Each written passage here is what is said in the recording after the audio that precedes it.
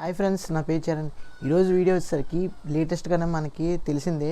మన నరేంద్ర మోడీ గారు బేసికల్గా ఏవైతే మాన్సూన్ సీజన్ సంబంధించిన పార్లమెంట్ సెషన్స్ అయితే జరుగుతూ ఉంటాయి కదా, మాన్సూన్ వింటర్ సీజన్ ఈ విధంగా మనకి శీతాకాలం సమావేశాలు ఏవైతే ఉంటాయో పార్లమెంట్లో, ఇందులో సమావేశం జరిగిన తర్వాత లోపల చర్చలు అన్నీ జరిగిన తర్వాత ఆ డిబేట్స్ కానీ, గోళాలు కానీ, హడావడి కానీ, బిల్స్ పాస్ అవటం కానీ ఇదంతా కూడా జరిగిన తర్వాత మోదీ గారు బయటకు వచ్చిన తర్వాత ఒక ప్రెస్ మీట్ అయితే పెట్టడం జరిగింది. అక్కడ మొత్తం దేశవ్యాప్తంగా చెప్పింది ఏంటంటే, ఎస్పెషల్లీ ఆపోజిషన్ పార్టీకి ఎవరైతే రాహుల్ గాంధీ గారు వాళ్ళ సభ్యులు లీడర్స్ ఎవరైతే ఉన్నారో నేతలు, వాళ్ళకి ఇచ్చిన సలహా ఏంటంటే, టిప్స్ ఏంటంటే, కొన్ని మాటలు ఏంటంటే, ఇవన్నీ కూడా వన్ బై వన్ చెప్పుకుంటూ వద్దాం.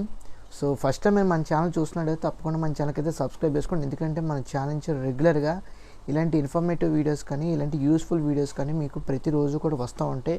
From local to international news వరకు అన్ని విధాలుగా కవర్ చేసే విధంగా ప్రతిరోజు కూడా ఒక బ్యూటిఫుల్ ఇన్ఫర్మేటివ్ వీడియోస్ అయితే వస్తూ ఉంటాయి. మిస్ కాకుండా ఉండాలంటే తప్పకుండా మన ఛానల్కి అయితే సబ్స్క్రైబ్ చేసుకోండి. సో దట్ మీకు పెట్టిన వీడియో వెంటనే నోటిఫికేషన్ రూపంలో రావాలన్నా, అక్కడి నుంచి మన వీడియో చూడాలన్నా బెల్ ఐకాన్ కూడా ఆన్ చేసుకుని పెట్టుకోండి. సో అంతా ఓకే కదా, సబ్స్క్రైబ్ చేసుకున్నారు, అదేవిధంగా బెల్ ఐకాన్ ఆన్ చేసుకున్నారు కదా. ఇంకా డైరెక్ట్గా టాపిక్లోకి వెళ్ళిపోతాం. ఫస్ట్ ఆఫ్ ఆల్, లోపల పార్లమెంట్ సెషన్స్లో మొత్తం అన్ని విధాలుగా కూడా హడావిడి చేసేసి డిబేట్స్ చేసేసుకొని ఒకళ్ళు చేసుకొని మాట్లాడేసుకొని బయటకు అయితే వచ్చేసిన తర్వాత మోదీ గారు స్పీచ్ ఇవ్వటం అయితే జరిగింది. అందరినీ ఉద్దేశించి మాట్లాడటం అయితే జరిగింది. బేసికల్గా ఏంటంటే, పార్లమెంట్ సెషన్లో ఎవరైనా సరే కన్స్ట్రక్టివ్ క్రిటిసిజం చేయండి తప్ప కానీ అనవసరంగా బీహార్ ఎలక్షన్స్లో ఏవైతే విఫలం చెందారో, ఓడిపోవడం జరిగిందో, పరాజయం చెందారో అపోజిషన్ పార్టీ వాళ్ళు, కాంగ్రెస్ పార్టీ వాళ్ళు అవన్నీ కూడా కక్ష కానీ, కోపం కానీ ఇలా పార్లమెంట్ సెషన్స్లో అన్కన్స్ట్రక్టివ్ క్రిటిసిజం చేయటం అనేది చాలా అంటే చాలా తప్పు. అది ప్రజలకి కానీ, మామూలు సభ్యులకు కానీ, మిగతా వాళ్ళకి కానీ ఏ విధంగా కూడా ఉపయోగపడే విధంగా ఉండదు. ఎందుకంటే ప్రతి కార్యకర్తలు కానీ, ఎవరైతే మనకి ఎంపీస్ కానీ, లేదనుకుంటే ఎమ్మెల్యేస్ కానీ, లేదనుకుంటే పొలిటికల్ లీడర్స్ కానీ, అన్ని వేరియస్ సెక్టర్స్లో ఫ్రమ్ ఏ టు జెడ్ అందరూ కూడా ఉంటారు కదా. వీళ్ళందరికీ కూడా ఉపయోగపడే విధంగా మీరు కన్స్ట్రక్టివ్ క్రిటిసిజం చేయని కానీ అపోజిషన్ పార్టీలో ఉండి, అంతేగాని అనవసరమైన చర్చలు అయితే చేయొద్దు పార్లమెంట్లో. దీనివల్ల ఎవరికి ఉపయోగం అయితే ఉండదు.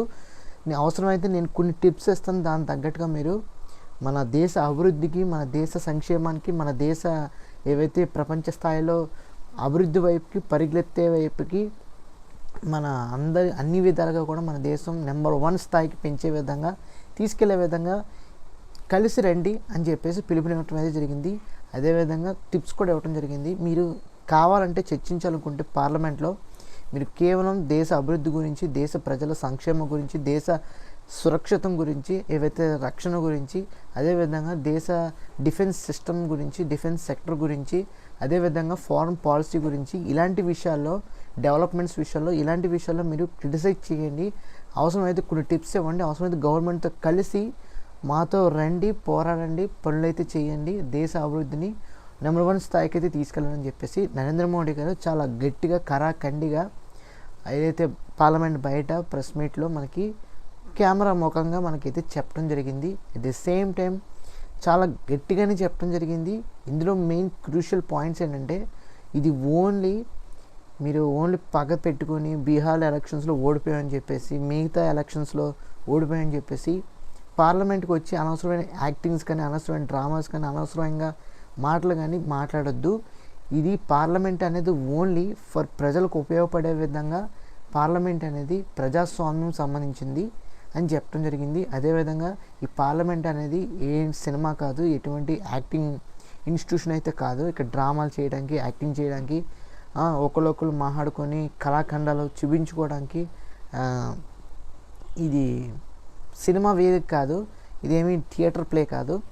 ఇది కంప్లీట్లీ ప్రజాస్వామ్యం సంబంధించిన వేదిక కాబట్టి ఇక్కడ ఓన్లీ ప్రజలకు సంబంధించిన, ప్రజలకి ఏమేమి అభివృద్ధి చేయాలి, ఏమేమి మార్పులు చేర్పులు చేసి మన దేశాన్ని కానీ, ప్రజలు కానీ అభివృద్ధి వైపుకి, సంక్షేమం వైపుకి, లేదనుకుంటే నెంబర్ 1 స్థాయికి, ఇదే విధంగా వాళ్ళ జీవితాల్లో ఉద్యోగపరంగా, ఆర్థికంగా పరంగా ఒక ఉన్నత స్థాయికి ఎదిగే విధంగా మనం ఏమి చెయ్యాలి, అది జిఎస్టీ పరంగా అయినా కానీ, మనకి ఇన్కమ్ ట్యాక్స్ పరంగా అయినా కానీ, ఇన్కమ్ ట్యాక్స్లో డైరెక్ట్ ట్యాక్స్ కానీ, ఇండైరెక్ట్ ట్యాక్స్ పరంగా కానీ, ఇంకా కొన్ని వేరియస్ సెక్టర్స్లో ఏవైతే మనకి ఎంఎస్ఎంఈ కానీ లేదంటే మిగతా ఏవైతే ఉన్నాయో ముద్ర యోజన కానీ ఇవన్నీ విషయాల్లో కూడా మీరు కన్స్ట్రక్టివ్ క్రిటిసిజం అయితే చేయండి. అవసరమైతే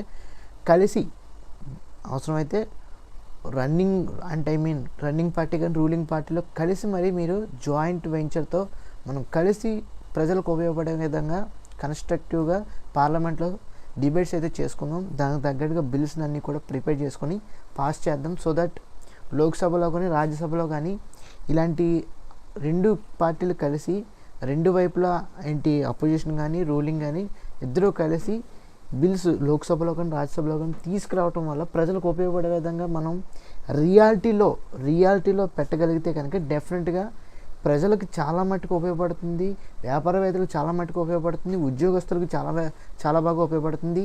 ఇది వీళ్ళకే కాదు, ప్రజలకే కాదు, రాజకీయ నేతలకు కూడా ఉపయోగపడే విధంగా అయితే ఉండబోతుందని చెప్పేసి వాళ్ళు కూడా ఎంతో కొంత అభివృద్ధి చెందుతారు. వాళ్ళ యొక్క డొమైన్స్ ఏవైతే ఉందో అందులో వాళ్ళ నాలెడ్జ్ అనేది పెంచుకునే అవకాశం ఉంటుంది. వాళ్ళ వర్క్స్లో వాళ్ళు ప్రొఫెషనల్గా అయ్యి ప్రజలకి ఏమేమి సెక్టర్స్లో ప్రాబ్లమ్స్ ఉన్నాయి ఆ సెక్టర్స్కి తగ్గట్టుగా ఈ మినిస్టర్ వెళ్ళి, ఈ ఎంపీ వెళ్ళి, ఈ ఎమ్మెల్యే వెళ్ళి సార్ట్అవుట్ చేసి మొత్తానికి ప్రతి ఏదైతే టాప్ నుంచి బాటమ్ వరకు ఏదైతే కాశ్మీర్ టు కన్యాకుమారి వరకు అన్ని విధాలుగా కూడా డెవలప్డ్ నేషన్గా తీర్చిదిద్దడానికి ముందుకు రండి అని చెప్పేసి టిప్స్ కానీ సలహాలు కానీ కన్స్ట్రక్టివ్ క్రిటిసిజం కానీ లేదనుకోండి కన్స్ట్రక్టివ్ వే ఆఫ్ డెవలప్మెంట్ వైపు అడుగులు వేయటం కానీ ఈ విధంగా మోదీజీ గారు చెప్పడం అనేది జరిగింది. సో మోదీ గారు చెప్పింది ఇవన్నీ కూడా కరెక్ట్గా ఉన్నాయని మీరు ఎంతమంది అంగీకరిస్తారో నాకైతే తెలియదు, కానీ నేనైతే అంగీకరిస్తున్నాను. ఎందుకంటే అసెంబ్లీ అంటే పార్లమెంట్ సెషన్స్ అంటే ఏదనుకుంటే ఏవైతే కొన్ని ఎంపీస్ ఇవన్నీ కూడా కొన్ని రూల్స్ కానీ రెగ్యులేషన్స్ కానీ కొత్త సమస్యలు తీసుకొచ్చి దాన్ని సొల్యూషన్స్కి తీసుకురావడానికి, అంటే సమస్యలు తీసుకురావడం అంటే వాళ్ళ కాన్స్టిట్యుయెన్సీలో ఏవైతే సమస్యలు ఉన్నాయో అవి పార్లమెంట్లో మాట్లాడి దానికి సొల్యూషన్ కల్పించి బడ్జెట్ ఎలకేట్ చేసుకొని వాళ్ళ ప్రజలకి తీసుకెళ్ళి అక్కడ డెవలప్మెంట్ చేయగలిగితే ఏ విధంగా ఉంటుంది. ఇలాంటివి మనం చెయ్యాలి కదా, ఇలాంటివి కదా మనం చేయాల్సింది. అంతేగాని అనవసరమైన మాటలు కానీ అనవసరమైన విధి విధానం కానీ మనకు అనవసరం.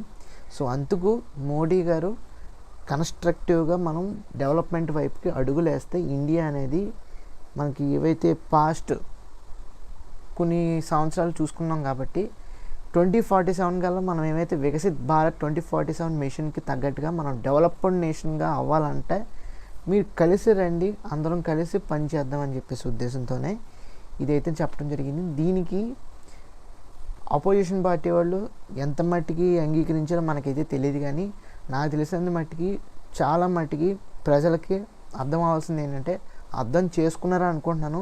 ఇంకొంతమంది అర్థం చేసుకోరు కాబట్టి వాళ్ళు చెప్పేది ఒకటే, ఏదైతే మోదీ గారు వికసిత్ భారత్ 2047 అనుకుంటున్నారో అంటే మన భారతదేశం స్వతంత్రం వచ్చి 100 ఏళ్ళు అవుతుంది ఆ రోజుకి.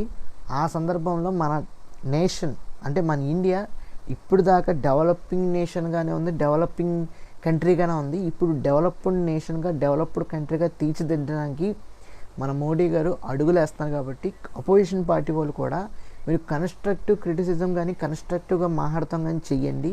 సో దట్ మనం ఇండియాని డెవలప్ చేసుకున్న వాళ్ళం అవుతాం. ఇండియాని డెవలప్డ్ నేషన్లో అదేవిధంగా డెవలప్డ్ కంట్రీ మెన్గా కంట్రీ పీపుల్గా మనం తీర్చిదిద్దడానికి ముందుకు రండి అని చెప్పేసి చెప్పడం అయితే జరిగింది. ఇది తప్పు అంటారా? తప్పు కాదు కదా, ప్రతి ఒక్కళ్ళు అర్థం చేసుకోవాల్సింది ఇదే. ఇప్పుడు ఏదైతే చెప్పానో ఇది అర్థం చేసుకోగలిగితే మీకు ఖచ్చితంగా 100% మోదీజీ గారికి ఏకీభవిస్తారు, అవునా కదా? ఎందుకంటే ప్రతి ఒక్కరికి కావాల్సింది అభివృద్ధి, సంక్షేమం. ప్రతి వాళ్ళ జీవితంలో ఎవరికాల జీవితంలో సొంతంగా చదువుకోగలగాలి, ఆరోగ్యం సేవలు అందించుకోగలగాలి, అంటే ఫ్రీగా మనం హెల్త్ కేర్ అనేది తీసుకోవాలి, ఉద్యోగం అనేది చాలా బాగా చేసుకొని మనకు వచ్చిన జీవితంతో అన్ని విధాలుగా కూడా కుటుంబాన్ని చాలా బాగా చూసుకునే విధంగా ఉండాలి. అదేవిధంగా వ్యాపారవేత్తలు ఎవరైనా ఉన్నారా, వ్యాపారం చేసేవాడు ఎవరైనా ఉంటే వాళ్ళకి సబ్సిడీస్ కానీ లేదంటే ఇన్వెస్ట్మెంట్స్ కానీ లేదంటే ఇన్సెంటివ్స్ కానీ ఇవన్నీ కూడా కనిపించే విధంగా ఉండాలి కదా. సో దీని కొరకు గవర్నమెంట్ మనకి ఆ డెవలప్మెంట్స్ కోరుకోవాలి, కానీ నాకు ఈ పార్టీ ఈ రిలీజియన్ ఈ క్యాస్ట్ ఆ క్యాస్ట్ లేదనుకుంటే అది ఇది అని చెప్పేసుకొని మనం అయితే ఉండకూడదు. మన కళ్ళ ముందు మనం ఉన్నది చూడాల్సింది సెంట్రిక్ వేలో చూసుకున్నట్లయితే లెఫ్ట్ వింగ్ రైట్ వింగ్ ఇవన్నీ పక్కన పెడితే సెంట్రిక్ వేలో మనం చూసుకున్నట్లయితే మనకు కావాల్సిన డెవలప్మెంట్, అది ఇన్ఫ్రాస్ట్రక్చర్ అయినా కానీ, రోడ్స్ అయినా కానీ, జాబ్స్ అయినా కానీ, జాబ్ ఎంప్లాయ్మెంట్ క్రియేషన్ పరంగా అయినా కానీ, అదేవిధంగా మనకి హెల్త్ కేర్ సెక్టర్ కానీ, ఎడ్యుకేషన్ సెక్టర్ కానీ, బిజినెస్ సెక్టర్ కానీ అన్ని విధాలుగా కూడా టాప్ లెవెల్లో ఉండటం కోసం మన గవర్నమెంట్ని ఏమేం చేస్తాను మీరు మాకు చేసి పెట్టండి, ఇది కదా మనం అడగాల్సింది. నాకు ఇది అది అది ఉండకూడదు. సో అందుకు మోదీజీ గారు అయితే అపోజిషన్ పార్టీ వాళ్ళకి బయటకు వచ్చి, అసెంబ్లీ బయటకు వచ్చి, పార్లమెంట్ బయటకు వచ్చి గట్టిగా ఇచ్చిపడేశారనమాట. సో అదేవిధంగా గవర్నమెంట్ అంటే పార్లమెంట్లో జరిగిన సెషన్ ఏదైతే ఉందో అందులో కొంత అన్ని వర్గాలకు కూడా క్రెడిట్స్ ఇవ్వటం అనేది జరిగింది. ఏదైతే మనకి test cricket women test cricket ఏదైతే జరిగిందో వాళ్ళందరికీ కూడా, మహిళలందరికీ కూడా అభినందనలు అయితే చెప్పడం జరిగింది. అదేవిధంగా రీసెంట్గానే ఎవరో చనిపోవటం వల్ల వాళ్ళకు కూడా కొంచెం సంతాపం అయితే తెలియజేయడం జరిగింది. అదేవిధంగా 2025 నుండి 2026 లోపులో 41,455 కోట్లు ఖర్చు చేసే విధంగా ఉద్దేశపూర్వకంగా దేశానికి అభివృద్ధి చేసే విధంగా తీర్చిదిద్దడానికి బడ్జెట్ని అయితే అలొకేట్ చేసుకున్నారు. సో ఇది కంప్లీట్లీ నేషన్ డెవలప్మెంట్ కోసం కేటాయించిపోయే డబ్బు అనమాట. ఇది ఖచ్చితంగా ఉద్దేశపూర్వకంగానే మన దేశాన్ని అభివృద్ధి చేసే విధంగా తీసుకురాబోతున్నారు. ఈ డబ్బునంతా కూడా వాడబోతున్నారు. ఏవైతే పొగాకు తయారీ సంస్థలు ఉంటాయో వాటికి ఎక్సైజ్ సుంకం కూడా విధించబోతున్నారు అనమాట. కొత్త ఇంప్లిమెంట్స్ అయితే తీసుకురాబోతున్నారు. సో దట్ మన ఇండియాకి, ఇండియన్ జీడిపికి, ఇండియన్ ఎకానమీకి బూస్టప్ ఇచ్చే విధంగా, అంటే వాళ్ళ దగ్గర నుంచి మనం ఎక్స్ట్రాగా పొగాకు అంటే తెలిసిందే కదా, సిన్ ట్యాక్స్ కింద మనం కన్సిడర్ చేయాలి. ఎందుకంటే కంప్లీట్లీ నికోటిన్ లేదంటే టొబాకో సైడ్ వస్తుంది కాబట్టి అది సిన్ ట్యాక్స్ కింద కన్సిడర్ చేస్తున్నాం కాబట్టి వాటి యొక్క ట్యాక్స్లు కనుక పెంచినట్లయితే మనకి ఇండియన్ ఎకానమీకే బూస్ట్ అవుతుంది. ఖచ్చితంగా కట్టుకుంటారు. ఎందుకంటే నెంబర్ ఆఫ్ పీపుల్ దానికి ఎక్కువ ఖర్చు పెడతా ఉంటారు. అలాంటప్పుడు ట్యాక్స్లు ఎక్కువ పెడతాం వల్ల కంపెనీలు మనకి ఎక్కువ ట్యాక్స్ కడుతుంది, జనాలు అనేవాళ్ళు కొనేవాళ్ళు తగ్గిపోతారు. సో దట్ కంపెనీస్ కొంచెం షట్ డౌన్ అయినా నష్టం లేదు. ఎందుకంటే ప్రజలు ఆరోగ్యంగా ఉండటమే కదా మనకు కావాల్సింది. సో ఈ విధంగా ఇవన్నీ ఇంప్లిమెంట్స్ అయితే పార్లమెంట్లో చర్చలు అయితే చేయడం జరిగింది. ఇదంతా బాగుంది కదా. అయితే దీనికి తగ్గట్టుగానే మొత్తం అసెంబ్లీ అయిపోయిన తర్వాత, పార్లమెంట్ సెషన్ అయిపోయిన తర్వాత, బయటకు వచ్చేసిన తర్వాత, మోదీ గారి స్పీచ్ అయిపోయిన తర్వాత ఎవరైతే మనకి కాంగ్రెస్ నేత రేణుకా చౌదరి గారు అయితే బయటకు వచ్చి ఆవిడ కారులో ఒక కుక్క అయితే ఉంది. అయితే వీళ్ళ కొటేషన్ ఏంటంటే కరిచేది కుక్క కాదు పార్లమెంట్లో కూర్చున్నవారు అని చెప్పేసి ఒక స్టేట్మెంట్ అయితే పాస్ చేసింది ఆవిడ. సో కాంగ్రెస్ వాళ్ళకి ఎందుకు ఇలాగా అంటే కుక్కతో అంటే అలా కంపేర్ చేస్తూ అనిపించింది నాకైతే తెలియదు. కానీ ఇది ఎవరిని ఉద్దేశించి కాదు, ఎవరి పార్టీని ఉద్దేశించి కాదు, ఎవరిని నేను డిసప్పాయింట్ అయితే చేయట్లేదు, ఎవరిని కూడా నేను క్రిటిసైజ్ చేయట్లేదు. సెంట్రిక్గానే చెప్తున్నాను, న్యూట్రల్గానే చెప్తున్నాను. అంటే ఆపోజిట్ పార్టీని, కాంగ్రెస్కి ఆపోజిషన్ ఏంటి, బీజేపీయే కదా, వాళ్ళని ఏదో ఒక రకంగా అనాలని చెప్పేసి ఈ విధంగా అయితే మాట్లాడుతున్నారు.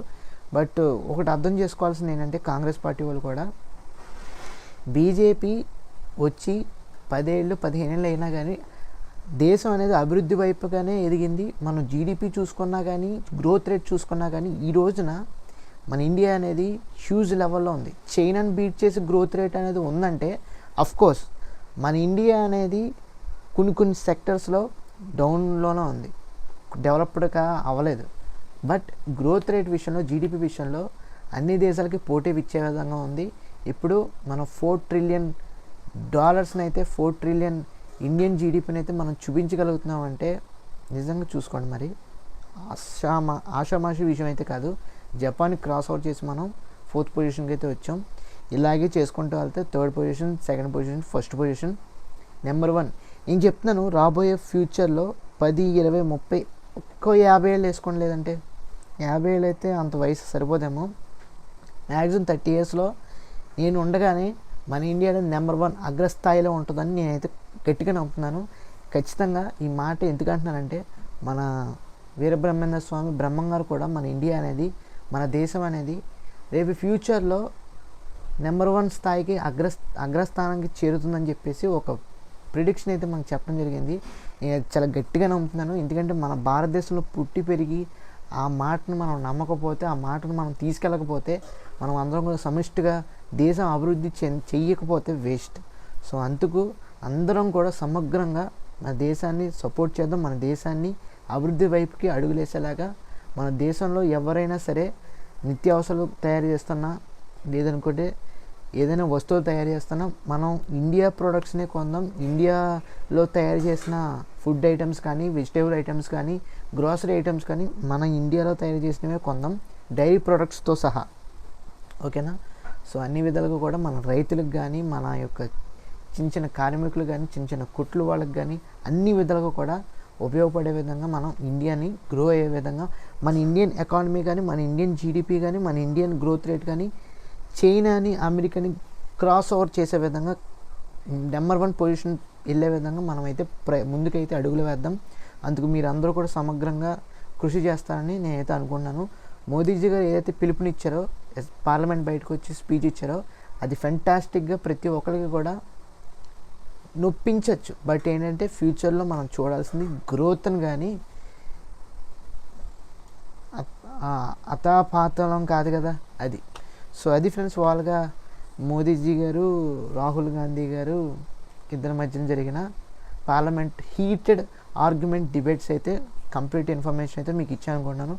ఈ వీడియో మీకు ఏమాత్రం నచ్చినా కానీ తప్పకుండా మన ఛానల్కి అయితే లైక్ చేయండి, మీ ఫ్రెండ్స్ అందరికీ షేర్ చేయండి, తప్పకుండా మన ఛానల్కి అయితే సబ్స్క్రైబ్ చేసుకోండి. Thanks for watching. See you again. Bye by.